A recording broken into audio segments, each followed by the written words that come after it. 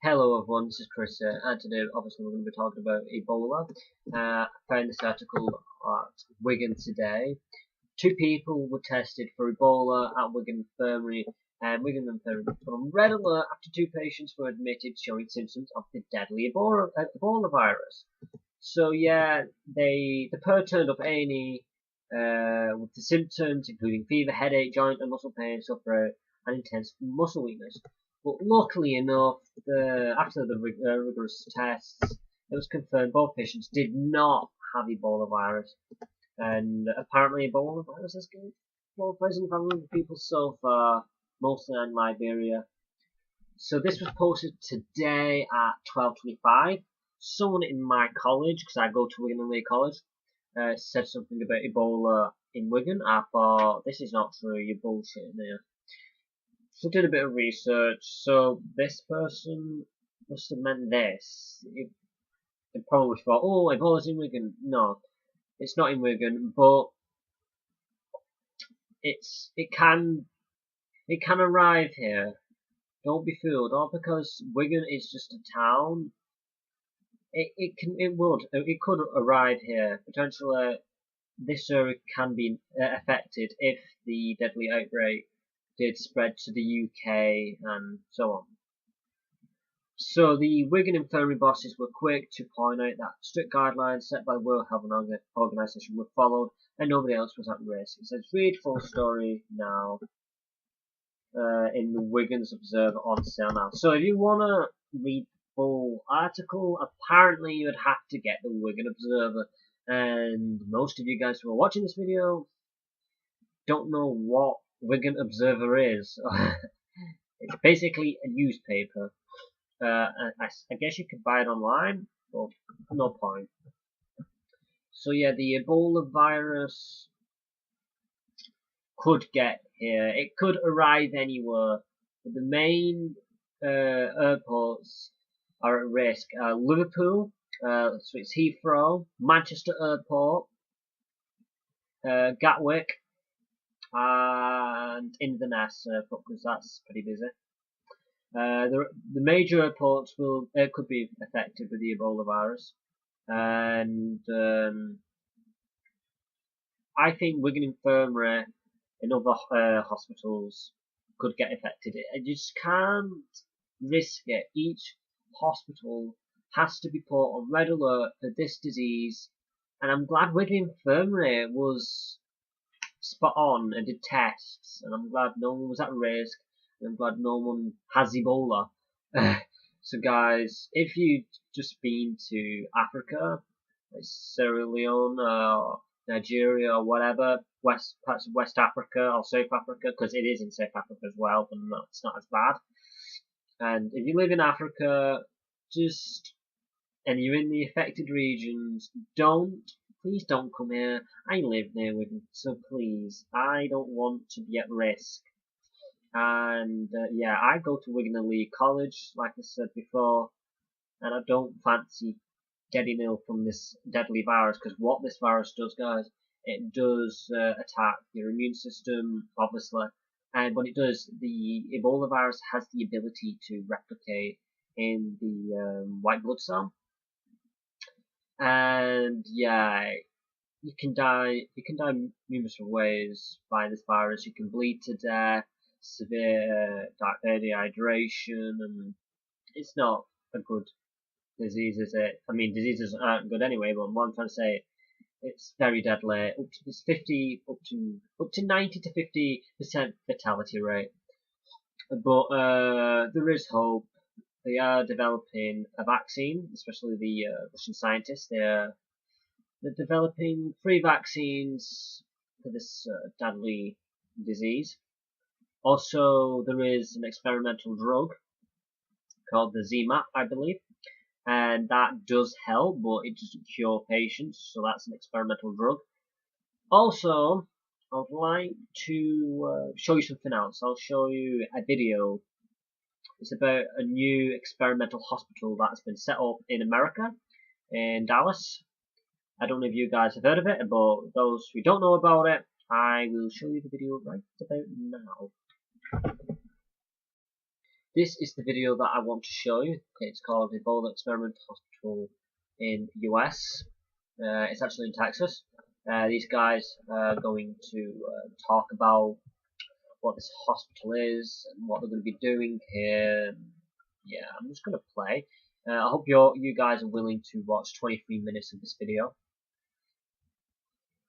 So yeah, I'm just going to click play. Morning everyone, I'm John Burklow, Communications Director at NIH. Welcome to the briefing on Ebola and our patient here at the Clinical Center. We're going to hear from Dr. Anthony Fauci, and he will then introduce his colleagues, and so let's just get started. Good morning, ladies and gentlemen. My name is Dr. Tony Fauci. I'm the Director of the National Institute of Allergy and Infectious Diseases. I have here with me this morning Dr. John Gallen, Director of the Clinical Center, of which we're standing in front of, Dr. H. Clifford Lane, who is the Clinical Director of the National Institute of Allergy and Infectious Diseases, and Dr. Richard Davey, who is the Director of the Special Clinical Studies Unit here. I'm going to describe what just happened last night, and then I'm going to have Dr. Gallen just take a minute to tell you a bit about this building, and then we'll take questions, and I'll direct the questions to each of the appropriate people. So last night at 11:54, Nina Pham, the 26-year-old nurse from Dallas, Texas, who the press has referred to as Nurse Number 1, was transferred by Air-Evac, landing at Frederick, and then taken by ambulance in a special, secure environment here to the National Institutes of Health to be admitted to our Special Clinical Studies Unit. She is now here with us, as I mentioned this morning in a release. Her condition is fair, she is stable, and she is resting comfortably. In this unit, we have a group of highly skilled, well-trained, and experienced physicians, technicians, and nurses. I particularly point out the extraordinary capability of the training, the experience, and the dedication of our nurses and physicians who are taking care of her right now. I'd be happy to answer any questions that you have, but before we do, let me just have John Gallen take 1 minute to describe this particular place, which some of you may not be familiar with, and then I'll field questions. If I can answer them, I will. If not, I will have my colleagues do that. I think something happened. Good morning. I'm John Gallen. I'm the Director of the Clinical Center. Welcome to this building, which is the largest hospital in the world, totally dedicated to clinical research. Our patients call this place the House of Hope, and our nurses say there's no other hospital like it. And why is that? It's because of our mission to combine. For a second. I think there's not mine.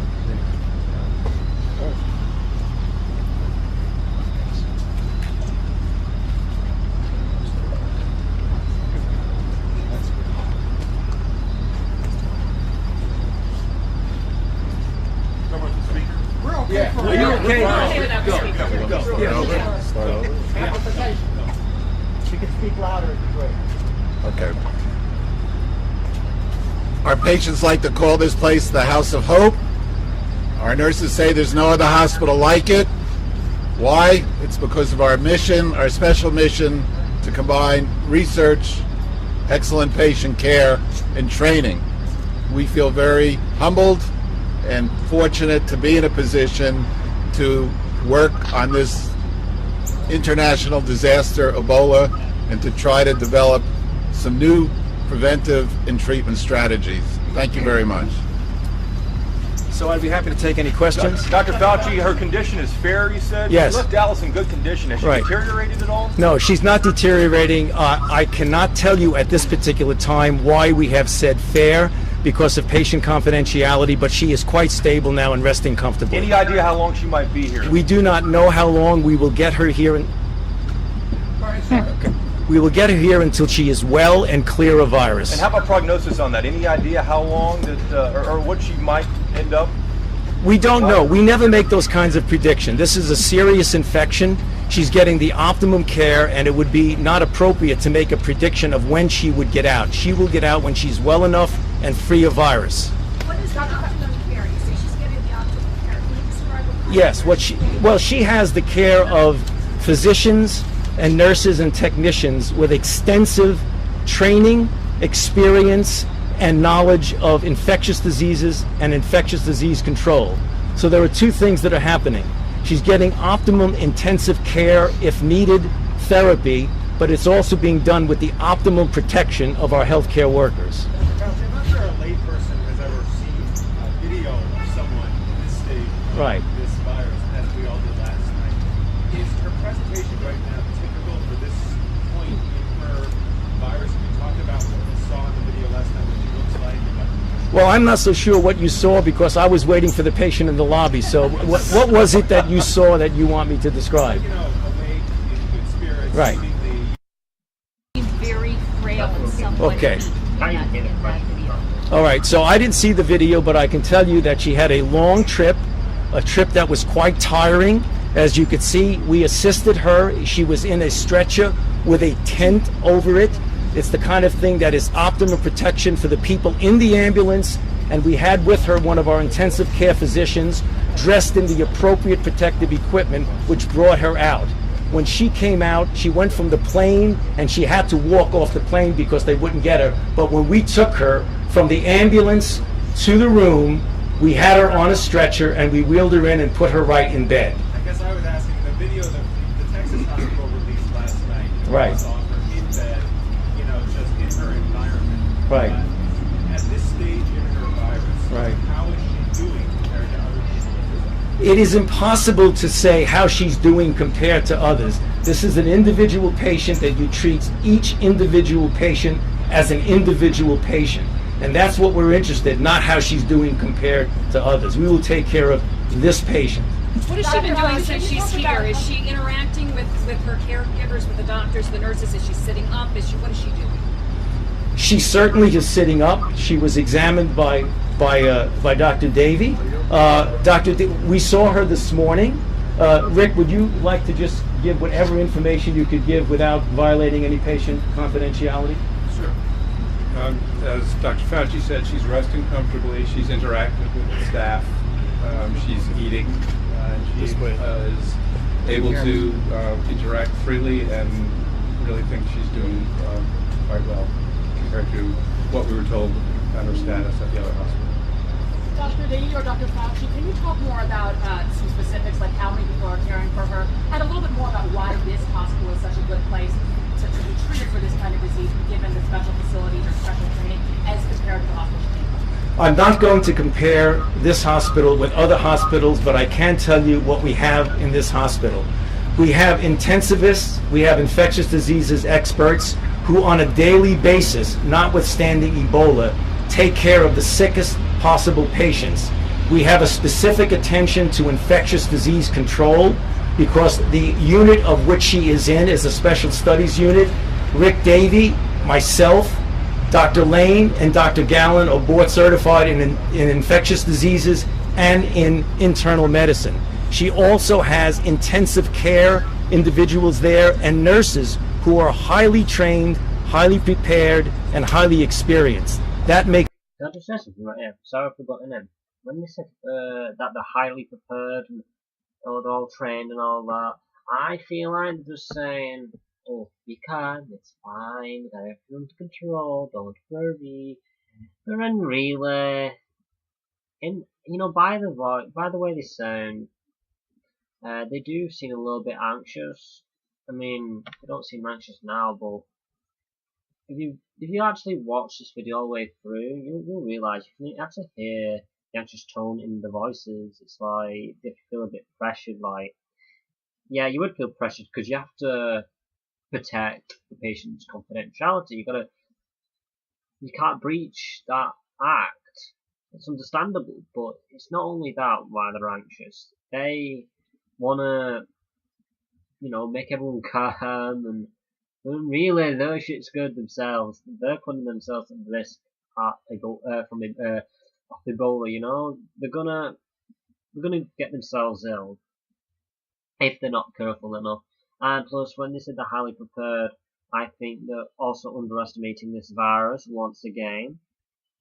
I hope they're not underestimating it too long. I want them to make sure that they're taking the necessary precautions and taking any measures and precautions in place just in case something might happen, something bad might happen, like a mistake or a botch up, and they want to quickly cover it up and make sure that the disease isn't going to spread further because of that stupid mistake. I don't know. Anything could happen. Anything could happen in that hospital, and infection can go out of that hospital if they're not careful enough. What's the difference? Dr. Why did it take so long? Why did it take so long? Wait a second. Excuse me. I'll get back. Go. Can you talk about how many people are caring for on this team, and talk about the special equipment the facility may have? Well, there are two shifts right now, 12-hour shifts. Rick, why don't you give the details of the number? I believe there's 4 and 1 5. Would you? Right. Currently, we have 5 nurses assigned on a shift. 2 are in the room with her at any time when there's a nursing necessity for that.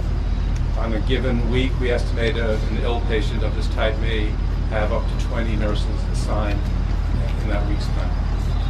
Doctor, why did it take this long for you guys to get the first Ebola patient? In other words, why didn't Thomas Duncan come to you right away?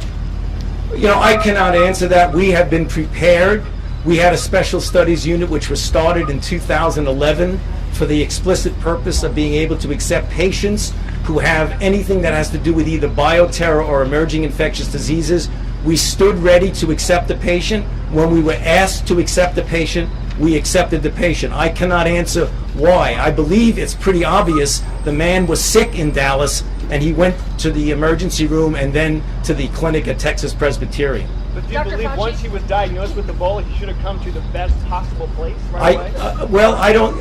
Again, you've got to be careful. There are more than one places that can well take care of people with Ebola. So I wouldn't say this is the best possible place. I can just tell you this is a very, very good place. And right now, Dr. Fauci, can you speak to anything you may have learned, even if it's just in public perception, since this Ebola crisis unfolded? And when you're dealing with a patient who is herself a nurse, what is her own understanding of the illness that she's experiencing, and is she still currently symptomatic?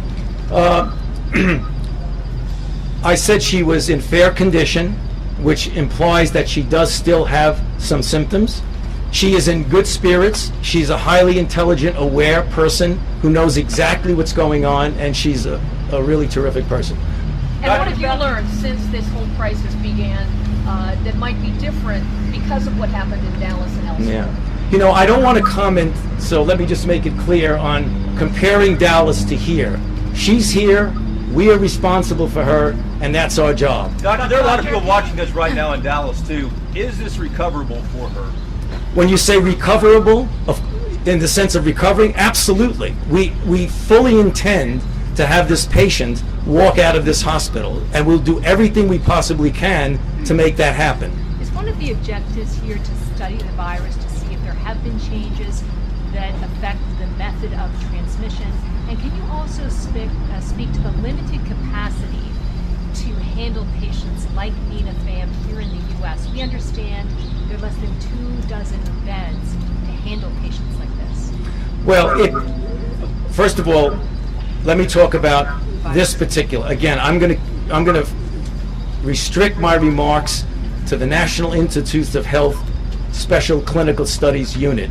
Here, this is a research hospital. The primary purpose that we always put is the patient's welfare. Associated with that, we do whatever research to teach us more to help other patients. So although she's on a research protocol, our main concern is the health and the recovery of Nina. Have you learned anything about the virus which is indicating to you that there have been mutations or changes that account for this very steep trajectory of the virus? Okay, so I can tell you again, I'm sorry. She came here at 11:54. All of us have been up all night. We haven't learned a lot about the virus yet. We're taking care of the patient. Did he just say he hasn't learned a lot about the virus just yet, he's taking care of the patient? How can you take care of the patient if you don't know much about the virus? Correct me if I'm wrong, but it's a little bit weird. Oops, didn't mean to do that. drugs, or will there be anything like that at this point as part of her care? I think everything is on the table to be able to consider. This will always be done, and we do this at all times with all of our patients, that whenever an experimental drug is given, it's given with the express consent of the patient, if in fact it turns out that way. Dr. Fauci, do you feel like there should be an Ebola czar? That's not a question I want to answer right now. Again, I'm sorry, but I want to tell you what we do here. We don't, this is what we do, right? At this point, is it fair to say you're treating symptoms and not the actual Ebola virus itself? There is no specific treatment for the Ebola virus, so we are giving her the best possible care on a symptomatic and systemic basis. At least they have the experimental drug called ZMAP, I think it's called. I think there might be another experimental drug, correct me if I'm wrong. And also, there will be, like I said, vaccines are being developed, so don't be too fearful, guys. Although some people have a weird conspiracy that vaccines are harmful, well, I guess they could. I guess it can be harmful with the chemicals that are in it, but those people that say that vaccines are harmful, they're not even qualified to be a chemist or a doctor themselves. They're not qualified to say shit like that. Yes, there has been research that mercury in vaccines can damage your neurons. Mercury itself can damage your brain cells. But in a vaccine, we're talking about a small amount of mercury and stuff like that. You get mercury in water. You get all these chemicals in water or food. So how can it be dangerous? Anyways, I've not done as much research as others, so I'm gonna stay open-minded to the fact that vaccines could be dangerous. I mean, I don't trust the vaccine completely. But the thing is, I had a vaccine, the flu vaccine, quite recently, on the 20th, I think. And I didn't die. I didn't suffer from severe side effects, although that can happen. But it's rare for that to happen. If you have a rare mental disorder, or if your parents or family have like a mental disorder, and they have the vaccine and they have some sort of a reaction to it, maybe it's something to do with the mental disorder or the illness that they may have. I don't know. But anyways, sorry, I went off on a different subject, talked about a vaccine. But yeah, they are developing a Ebola vaccine, and I hope we can get rid of this virus and create a healthy vaccine that's good for everyone, like won't kill people. Anyways, let's just put this in play. Dr. Fauci, in the past we've heard that taking blood from the doctor who did survive Ebola could maybe help. Can you explain that a little bit to us? Yes. The question is, does taking blood from Dr. Brantley and transfusing it into this patient, could that make a difference? The answer is yes. He's going to say the same thing, simply because of the antibodies that the doctor had. The antibodies can be used as treatment, really, to fight off the infection. The answer is absolutely yes, it could make a difference, because Dr. Brantley has within his plasma antibodies against the Ebola virus. It is theoretically and possibly, likely, practically true that that antibody had a role, but we don't know that, and I think that's one of the things I want to emphasize about this particular institution. Not only do we have the patient's welfare first, but we need to learn things for other patients. So we're going to try it best as we possibly can to learn something, but the theoretical answer to your question, it certainly could have made a difference. Dr. Fauci, you talked about there being no treatment for the Ebola virus itself. You're dealing with symptoms. What does that involve? You talked about rehydration and that sort of thing, giving back fluids, that sort of thing. Yeah. Well, as you know, and you've all heard, there are a variety of symptoms that have to do with Ebola. There's diarrhea, there's vomiting, there's fever, there's rash, and there's sometimes organ system dysfunction. Whatever those we deal with, we take care of it. But there is no specific therapy that has been proven to be effective against Ebola, and that's why excellent medical care is critical. Has she been able to give you any insight as to how she contracted the virus in terms of any practical moments she might recall? We are trying to work that out now, because that is part of the issue of the kinds of things we might want to learn. But there'll be more on that later. Right now, we just wanted to make her comfortable and take care of her. And then when we get further information, if appropriate, we'll make it known. Dr. Fauci, did you guys have a role in suggesting to the Texas Health Presbyterian that she should come here? Were you urging the hospital to release her? The answer is no. We made ourselves available, and when we were called upon, we accepted the responsibility. And one more time, if you could touch on, explain the difference in the condition. A lot of people are wondering about that. She left Dallas in good condition. Now you're saying she's in fair condition. Can you explain why the change?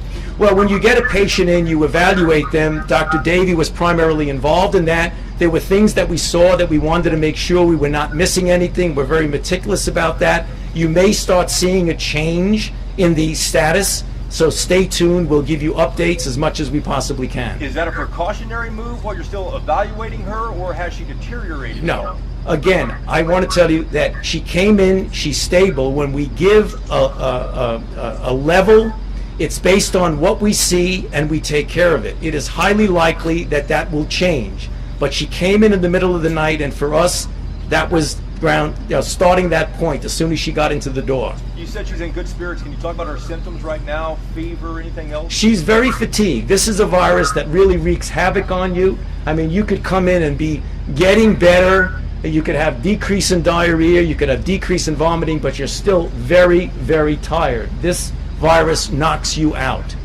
Would you say at this point, Dr. Fauci, she's sort of at guys, just so you know, obviously this virus could potentially come to the UK and affect other cities and so forth.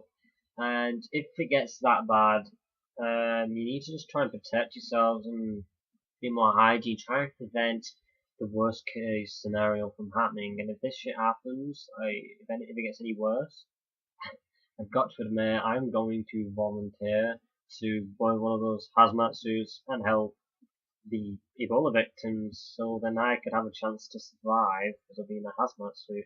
That's one reason why I would do it. Second reason, I would like to help. You probably think I wouldn't because that's just scary and you probably think I'm a wimp, but I'll do it. If it's gonna help other people, yeah, I would, as long as I'm protected. But anyways, I'm just gonna the other end of the virus. Right. In an improvement stage? We cannot predict that. This is a very unpredictable situation. We never make predictions until we have the patient walking out and talking to you, and you could all ask her that question. We don't do that. Yes. I know you said you want to stick with the National Institutes of Health. So let me ask you this. We've learned the President will nominate Ron Klain to be the Ebola czar. As the person here at National Institutes of Health, do you know him? And what do you think about potentially having someone else now to report to in this effort? You know, I don't know exactly what is meant by a czar, but we will certainly follow the lead of the President and follow the lead of Secretary Burwell. So you don't mind having someone else to report to? I take care of patients and I do my job. Other people do their job. Speculation in the medical community that this could become airborne. Some of your precautions taken here, do they include that possibility? There is no evidence whatsoever that this virus is airborne transmitted. Everything we know about this virus is that is direct contact with bodily fluids. You know them, we've mentioned them many times: vomit, diarrhea, blood, other body fluids. Direct contact. While there is no evidence, do some of your precautions include that possibility? If you look at the protection that we have with PAPRs and everything, it would include that. But we're not doing it for that reason that we think it's respiratory. We don't. We're doing that for complete covering so that there is no part of our doctors, nurses, or technicians' body that is exposed when they go in and see the patient. We have a very strict system of getting dressed with someone watching you, going in, coming out, getting undressed with someone watching you. We have a... That's a little bit creepy, but I guess those precautions are necessary. Just want to add that into the conversation over here. limited amount of time when the person can be in the room so that they don't get fatigued. That's what keeps our healthcare workers safe. Okay, 2 more questions. Dr. Dady, can you be more specific about why, without violating confidentiality, why she's labeled as in fair condition at this point? Well, you have to remember, as Dr. Fauci said, she's been under our care for less than 12 hours. So we are just taking a very conservative assessment at this point.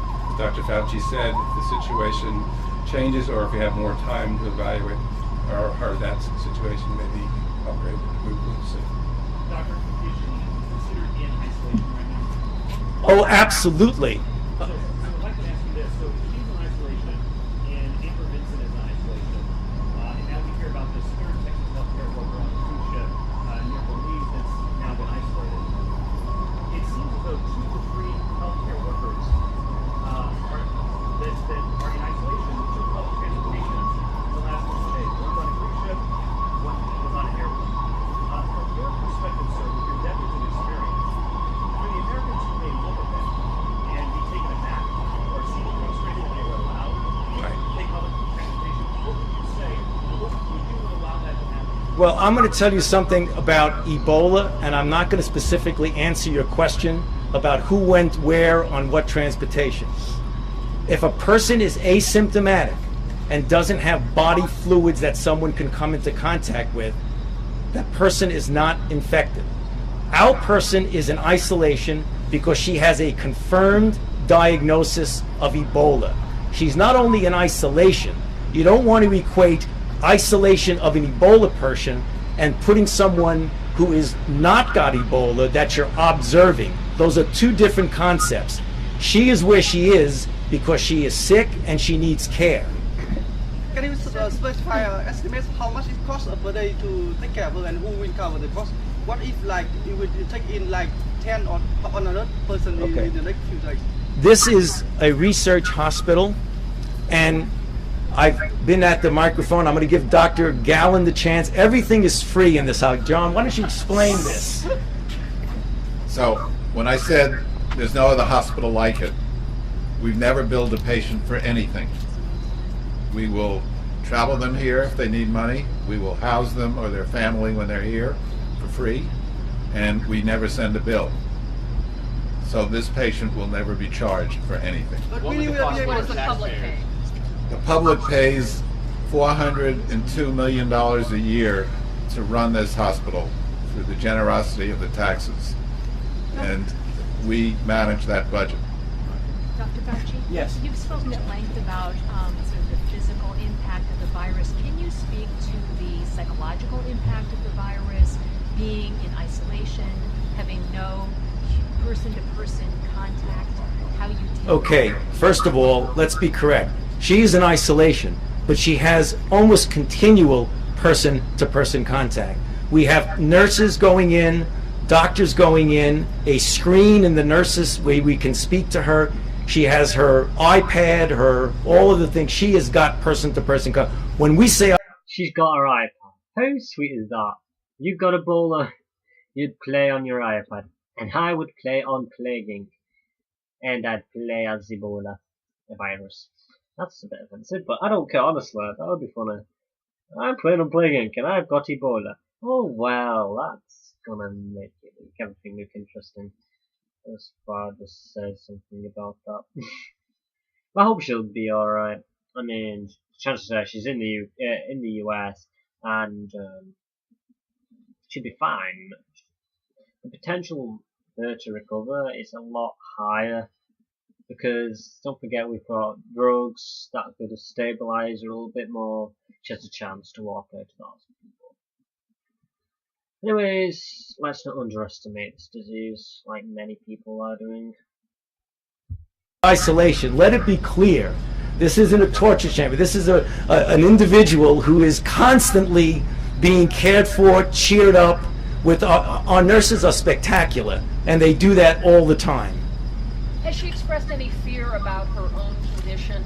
We know this has been a deadly virus. Has she voiced any worry about her own prognosis? She's a trooper. She's very brave. I think it would be unrealistic to think that someone would not be worried if they had Ebola. One more question, and I have to run up. What sort of question was that? Is she worried? Blah blah blah. Well, yeah, you would be worried, idiot. I mean, come on, if you had Ebola, would you be worried? No, you wouldn't, would you? You'd just be like, oh, I've got Ebola, it's alright, let's smoke a cigarette. No. With her or anyone else coming to be near her through the area for her? John? Not here. Yeah, her mother and her sister You didn't even know are what in he's the talking area. about. I'm sorry, but we have to go upstairs for another print meeting. Thank you all for being here. We appreciate it. Thank you. You bullshitters. Shoot yourselves. Joking, don't shoot yourself. Seriously, there's no need. These people think, oh, I'm an expert. I know what to do. Well, yes, you may know what to do, but don't underestimate the disease, please. And I'm glad they are taking necessary precautions. So take heart, they are doing their best, apparently. That will be it for today's video. Thank you for watching. Please like, comment, and subscribe. I will try my best to keep you updated. Don't be scared. Prepare yourselves for the worst. Buy some water, bottle of water. Like, you know, have like a pack of bottle of water. Stock up on it. Stock up on food, just in case. Because if it comes to the UK and the US properly, and it's a lot of people are infected, you know, worst case scenario, people would want to get food and they would riot and do looting and stuff just so they can have food, supplies. Damn it. Anyways, take care.